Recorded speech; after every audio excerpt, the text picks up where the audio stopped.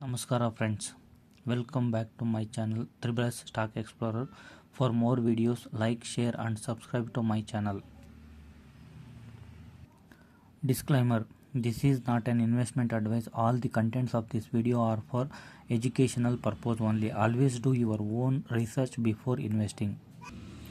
ನಮಗೀಗ ಶೇರ್ ಮಾರ್ಕೆಟಲ್ಲಿ ಈಗ ಏನಾಗ್ತಾ ಇದೆ, ಸ್ವಲ್ಪ ಮೂಮೆಂಟ್ ಕಾಣ್ತಾ ಇದೆ.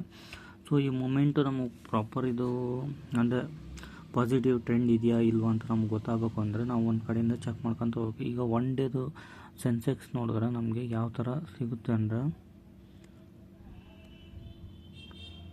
ನೋಡಿ 74,500, 400, 300, 200, 74,326. ಇದು ಒನ್ ಡೇದು ಅಂದರೆ ಫ್ಲಕ್ಚುಯೇಷನ್ ಜಾಸ್ತಿ ಇದೆ, ಕರೆಕ್ಟಾ? ಸೊ ಅದೇ ರೀತಿ ನಮಗೆ 5 ಡೇಸ್ ಚೆಕ್ ಮಾಡಿದಾಗ ನಮಗೇನಾಗುತ್ತೆ, ಇಲ್ಲಿ 1.88% ಪಾಸ್ಟ್ 5 ಡೇಸಲ್ಲಿ ಅಂದರೆ 1370.27 ಪಾಯಿಂಟ್ಸು ನಮಗೆ ರೈಸ್ ಆಗಿದೆ. ಸೊ ಇದನ್ನು ಚೆಕ್ ಮಾಡ್ಕೊತ ಹೋದ್ರೆ ನೋಡ್ರಿ ನಮಗೆ, ಸೊ ಇಲ್ಲಿ ನಮಗೆ ಒಂದು ರೇಂಜಲ್ಲಿ ಅಂದರೆ ಒಂದು ಕನ್ಸಲ್ಟೇಷನ್ ಪೇಸ್ ಸಿಗುತ್ತೆ, ಮತ್ತು ಸ್ವಲ್ಪ ಅಪ್ ಹೋಗಿ ಮತ್ತೆ ಸ್ವಲ್ಪ ಕನ್ಸಲ್ಟೇಷನ್ ಮತ್ತೆ ಅಪ್ ಆಗ್ತಾಯಿದೆ.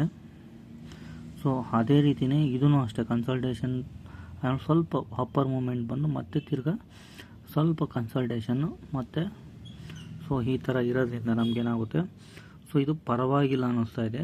ಅದೇ ರೀತಿ ಒಂದು ಮಂತಿಂದು ತೊಗೊಂಡು ಚೆಕ್ ಮಾಡಿದಾಗ ನಮಗೆ, ಸೊ ಇಲ್ಲಿ 1 ಮಂತ್ ಅಂತ ಇರುತ್ತೆ. ಸೊ ಆ ಮಂತ್ ಮೇಲೆ ಕ್ಲಿಕ್ ಮಾಡಿದಾಗ ಏನಾಗುತ್ತೆ, ನಮಗೆ ಇನ್ನೂ ಕನ್ಸಲ್ಟೇಷನ್ ಫೇಸಿಗೆ ಬಂದಿಲ್ಲ ಅನ್ನೋದು ಇದರಿಂದ ಸ್ವಲ್ಪ ನನಗೆ ಗೊತ್ತಾಗುತ್ತೆ ಅನ್ನಿಸ್ತಾ ಇದೆ. ಏಕೆಂದರೆ ನೋಡಿ 76, 75, 74,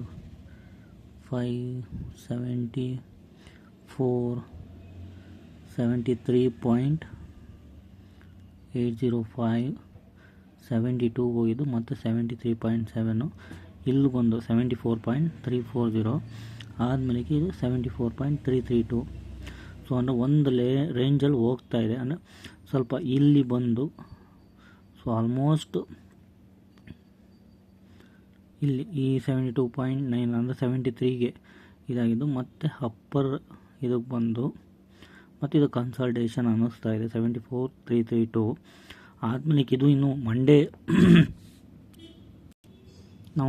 ಏನಾದರೂ ಮಾರ್ಕೆಟ್ ಇದೇ ರೀತಿಯೇ ಇತ್ತು ಅಂದಾಗ ಸೊ ಆಗ ನಾವು ಸ್ಟಾಕಲ್ಲಿ ಚೆಕ್ ಮಾಡಬೇಕು. ಯಾವ ಥರ ಚೆಕ್ ಮಾಡಬೇಕು, ಸೊ ಅದನ್ನು ನಾನು ತಿಳಿಸ್ಕೊಡ್ತೀನಿ ಯಾವ ಥರ ಚೆಕ್ ಮಾಡಬೇಕು ಅಂತ.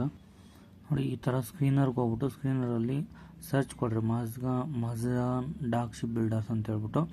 ಸೊ ಇದನ್ನು ಅಂದರೆ ನೀವು ಯಾವುದೇ ಒಂದು ಕಂಪ್ನಿನ ಹೆಸರು ಕೊಡಿ, ಇವಾಗ ಟ್ರೆಂಟು ಇಲ್ಲ ವಿಪ್ರೋ ಸಮಥಿಂಗ್ ಯಾವುದಾದ್ರು ಒಂದು ಸ್ಟಾಕ್ನ ಸರ್ಚ್ ಮಾಡಿದ್ರೆ ನಿಮ್ಗೆ ಯಾವುದು ಚೆಕ್ ಮಾಡಬೇಕು, ಯಾವುದರಲ್ಲಿ ಇನ್ವೆಸ್ಟ್ ಮಾಡಬೇಕು ಅನ್ನೋದೊಂದು ಇರುತ್ತಲ್ಲ, ಅದನ್ನು ನೋಡ್ಕೊಂಡು ನಾನು ಮೊದಲೇ ಹೇಳಿರೋ ಥರ ಮಾರ್ಕೆಟ್ ಕ್ಯಾಪು, ಕರೆಂಟ್ ಪ್ರೈಸು ಮತ್ತು stock P E, book value, dividend yield, ROC, ROE, face value ಇವನ್ನೆಲ್ಲ ಚೆಕ್ ಮಾಡಿಕೊಂಡು ಸೊ ನಮಗಿಲ್ಲಿ ಪಿ ಇ ರೇಷಿಯೋನ ಮೀಡಿಯನ್ ಪಿ ಇ ಅಂತ ನಮಗಿಲ್ಲಿ ಇರುತ್ತೆ. ಆ ಮೀಡಿಯನ್ ಪಿ 35.5 ಇದೆ. ಸೊ ಈಗ ನಮಗೆ ಆ ಮೀಡಿಯನ್ ಪಿ ಒಳಗಡೆ ಇದೆಯಾ ಇಲ್ಲ ಜಾಸ್ತಿ ಆಗಿದೆಯಾ ಅನ್ನೋ ಚೆಕ್ ಮಾಡಿಕೊಡ್ರಿ. ಮೀಡಿಯನ್ ಪಿ ಇಂತ ಕಡಿಮೆ ಇತ್ತು ಅಂದರೆ ನಾವು ಬೈ ಮಾಡಬಹುದು, ಅಂದರೆ ಜಾಸ್ತಿ ಅಲ್ಲ, ಸ್ವಲ್ಪ ಅಮೌಂಟ್. ಯಾಕೆಂದರೆ ಇದು ಹಾಗೆ ಒಂದು ಅಪ್ಪರ್ ಟ್ರೆಂಡಲ್ಲಿ ಇರುತ್ತಾ ಇಲ್ಲ ಲೋಯರ್ ಟ್ರೆಂಡಿಗೆ ಬರುತ್ತಾ, ಅಂದರೆ ಹೋಲ್ಡ್ ಮಾಡೋ ಕೆಪಾಸಿಟಿ ನಮ್ಗೆ ಇರಬೇಕು. ಅಟ್ಲೀಸ್ಟ್ ಒಂದು 5 to 10% ಬಿದ್ದರೂ ಹೋಲ್ಡ್ ಮಾಡುವಂಥ ಕೆಪಾಸಿಟಿ ನಮ್ಮ ಹತ್ರ ಇದ್ದರೆ ಮಾತ್ರ ಈಗ ಬೈ ಮಾಡ್ಬೋದು. ಇಲ್ಲಾಂದರೆ ವೆಯ್ಟ್ ಮಾಡಿ ಇನ್ನೂ ಒಂದು ಸ್ವಲ್ಪ ದಿನ ನೋಡ್ಬೋದು. ಏಕೆಂದರೆ ಸೊ ಹೇಳೋಕ್ಕೆ ಬರೋಲ್ಲ ಇದು ಅಪ್ಪರ್ ಟ್ರೆಂಡ್ ಇದೇ ಥರನೇ ಹೋಗ್ತಾ ಇದೆಯಾ ಇಲ್ಲ ಡೌನಿಗೆ ಬರ್ಬೋದಾ. ಸೊ ಇನ್ನೂ ಅಂದರೆ ಅನ್ಸರ್ಟನಿಟಿ ಜಾಸ್ತಿ ಇದೆ. ಸೊ ಆ ಪರ್ಪೋಸ್ಗೆ ನಾವು ಈಗ ಸದ್ಯದಲ್ಲಿ ಈಗ 1 ಲಕ್ಷ ಬೈ ಮಾಡೋದು, 5,000 10,000 ಅಂದರೆ ಒಂದೇ ಸಾರ್ತಿ ಯಾಕೆ ಬೈ ಮಾಡೋದಕ್ಕಿಂತ ಮೊದಲು 5 to 10,000 ಈ ಥರ ಬೈ ಮಾಡ್ಕೊಂತ ಹೋಗ್ಬೋದು. ಅಂದರೆ ನೀವು 1 ಲಕ್ಷ ಬೈ ಮಾಡ್ತೀರ ಇತ್ತು ಓಪಿತ್ತು ಅಂತಂದಾಗ ಒಂದು 5,000 ಇಲ್ಲ 10,000 ಈ ಥರ ಹಾಕಿಬಿಟ್ಟು ನೀವು ಬೈ ಮಾಡಿಕೊಂಡ್ರೆ ಸೊ ಮುಂದೆ ಫ್ಯೂಚರ್ಗೆ ಒಂದು ಸ್ವಲ್ಪ ಹೆಲ್ಪ್ ಆಗುತ್ತೆ. ಯಾಕಂದರೆ ಕೆಳಗಡೆ ಬಂದ್ರೂ ಅಟ್ಲೀಸ್ಟ್ ನಿಮಗೇನು ಅಷ್ಟೊಂದು ಪ್ರಾಬ್ಲಮ್ ಏನು ಅನಿಸಲ್ಲ. ಸೊ ಆ ಪರ್ಪೋಸ್ಗೆ ನಾನು ಏನಕ್ಕೆ ಕೇಳ್ತಾ ಇದ್ದೀನಿ ಅಂದರೆ, ಸೊ ಒಂದೇ ಸರ್ತಿ ಬೈ ಮಾಡಬೇಡ್ರಿ, ಸ್ವಲ್ಪ ಡಿಪ್ ಅಂತ ಇನ್ನೊಂದು ಸ್ವಲ್ಪ ಹಾಕಿ, ಇದಕ್ಕಿಂತ ನೀನು ಸ್ವಲ್ಪ ಡಿಪ್ ಬಂತು ಅಂತ ಅವಾಗ ಇನ್ನೊಂದು ಸ್ವಲ್ಪ ಹಾಕೋಬೋದು. ಸೊ ಒಂದೇ ಸರ್ತಿ ಹಾಕ್ಬಿಟ್ಟು ಬರ್ಡನ್ ಆಗೋದಕ್ಕಿಂತ ಸೊ ಡಿಪ್ ಬಂದಾಗ ಒಂದು ಸ್ವಲ್ಪ ಹಾಕೊಂತ ಹೋದರೆ ಸೊ ಅಲ್ಲಿಗೆ ನಿಮ್ಗೆ ಅವರೇಜು ಸೆಟ್ ಆಗುತ್ತೆ, ಒಂದು ಒಳ್ಳೆ ವ್ಯಾಲ್ಯೂನೂ ಸಿಗುತ್ತೆ. ಸೊ ಹಂಗೆ ಫುಲ್ ಜಾಸ್ತಿ ಮತ್ತು ಆ ಕಂಪ್ನಿನ ಚೆಕ್ ಮಾಡಬೇಕು ಏನಿಂದ ಬೀಳ್ತಾ ಇದೆ. ಸೊ ಸಮ್ ಔಟ್ ಆಫ್ ನ್ಯೂಸಿಂದ ಬೀಳ್ತಾ ಇದೆಯಾ ಇಲ್ಲ ಕಂಪ್ನಿಯಲ್ಲಿ ಏನೋ ಪ್ರಾಬ್ಲಮ್ ಇದೆಯಾ ಈ ಥರನೂ ಚೆಕ್ ಮಾಡ್ಕೋಬೇಕಾಗುತ್ತೆ. ಸೊ 1 by 1 ಚೆಕ್ ಮಾಡ್ಕೊತ ಹೋಗ್ಬೇಕಾಗುತ್ತೆ. ಓಕೆನಾ. ಮತ್ತು ಇನ್ನೊಂದು ಥರ ಯಾವ ಥರ ಚೆಕ್ ಮಾಡೋದು ಅಂತ ನಾನು ನಿಮ್ಗೆ ತಿಳಿಸ್ಕೊಡ್ತೀನಿ. ಸೊ ಈಗ ನಾವು NSE ಬಂದಿದ್ದೀವಿ ಅಂದರೆ ಸೊ ಇದು ಯಾವ ಥರ ಬರ್ತಾ ಇದೆ ಅಂದರೆ ಸೊ ನೋಡಿ ಇದೂ ಅಷ್ಟೇ. ಸೊ ಒಂದು ಹತ್ರ ಸೊ ಎಷ್ಟಿದೆ 22,496, 22,600, 22,600, 22,600, 621, 22,576, ಸೊ 22,500. ಸೊ ಇದೇ ಥರನಿದೆ ಅಂದರೆ 22,600, 22,500, 22,600, 22,539, 22,552. ಸೊ ಅಂದರೆ ಒಂದು ರೇಂಜಲ್ಲಿ ಒಂದೇ ರೇಂಜಲ್ಲಿ ಒಂದು ಸ್ವಲ್ಪ ಮೂಮೆಂಟ್ ಆಗ್ತಾ ಇದೆ. ಸೊ ಆ ಕಡೆ ಈ ಕಡೆ ಒಂದು ಸ್ವಲ್ಪ ಸೊ ಇದೇ ಥರ ಇತ್ತು ಅಂದರೆ ಇದು ಕನ್ಸಾಲ್ಟೇಷನ್ ಅಂತಂತ ಕರಿಬೋದು. ಸೊ ಇದು ಮಂಡ್ಯ ನೋಡಿಕೊಂಡು ಮತ್ತು ಆ ಕಡೆ ಒಂದು ವೀಕ್ ಈ ಮಂತ್ ಒಂದು ಸ್ವಲ್ಪ ನೋಡಿಕೊಂಡ್ರೆ ಗೊತ್ತಾಗ್ಬಿಡುತ್ತೆ ನಮ್ಗೆ ಯಾವ ಥರ ಇದೆ, ಏನು ಮಾಡ್ಬೋದು ಅಂತ. ಸೊ ಅದ್ರ ಮೇಲ್ಗಡೆ ನಾವು ಒಳ್ಳೊಳ್ಳೆ ಸ್ಟಾಕ್ಸ್ನ ಚೆಕ್ ಮಾಡಿ ಎಷ್ಟು ಪರ್ಸೆಂಟೇಜ್ ಬಿದ್ದಿದೆ, ಇದು ಎಷ್ಟು ಇನ್ನಿನ ಸರ್ತಿ ಎಷ್ಟು ನಮಗೆ ಪ್ರಾಫಿಟ್ ಕೊಟ್ಟಿದೆ, ಸೊ ಅವನ್ನೆಲ್ಲ ಚೆಕ್ ಮಾಡಿಕೊಂಡು ಸೊ 1 by 1 ಸೊ ಇದನ್ನು ಸ್ಟಡಿ ಮಾಡಿಕೊಂಡ್ರೆ ನಮಗೆ ಒಳ್ಳೆ ಸ್ಟಾಕ್ನ ಬೈ ಮಾಡ್ಬೋದು. ಬಟ್ ಸಡನ್ಲಿ ಎಲ್ಲನೂ ಅಟ್ ಎ ಟೈಮ್ ಬೈ ಮಾಡೋಕೆ ಹೋಗ್ಬೇಡಿ.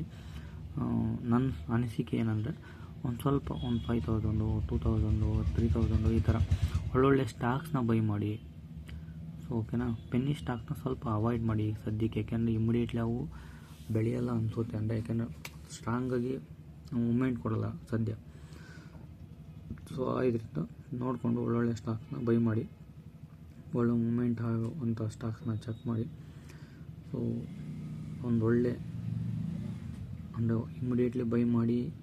ಸೊ ಇಮಿಡಿಯೇಟ್ಲಿ ನಿಮ್ಗೆ ಒಂದೇ ಸಾಥಿ ಸಡನ್ಲಿ ಮಾರ್ಕೆಟನ್ನು ಕ್ರ್ಯಾಶ್ ಆಯಿತು, ಇಲ್ಲ ಇನ್ನೂ ಸ್ವಲ್ಪ ಬಿತ್ತು, ಯಾವುದನ್ನು ಬೇರೆ ಬ್ಯಾಡ್ ನ್ಯೂಸ್ ಬಂತು, ಸೊ ಆ ಥರ ಆದಾಗ ನಿಮಗೆ ಒಂದೇ ಸಾರ್ತಿನೇ ಎಲ್ಲ ಅಮೌಂಟ್ ಹಾಕಿ ಬೈ ಮಾಡೋಕೆ ಹೋಗಬೇಡಿ.